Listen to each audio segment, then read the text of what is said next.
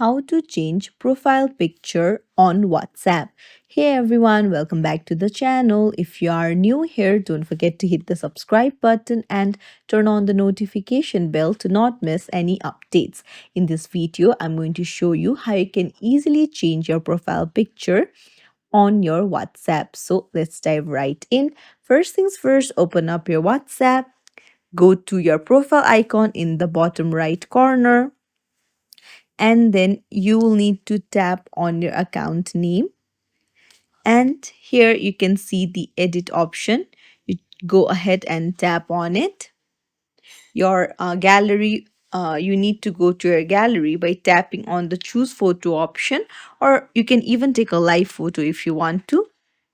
So if you want to upload from your gallery, choose photo. Once you have selected a photo from your gallery, you can just pinch it, zoom it, move it around according to your choice, and then tap on choose in the bottom right corner. Your profile picture has been changed. If you found this tutorial helpful, don't forget to like the video and subscribe to our channel. Thank you for watching.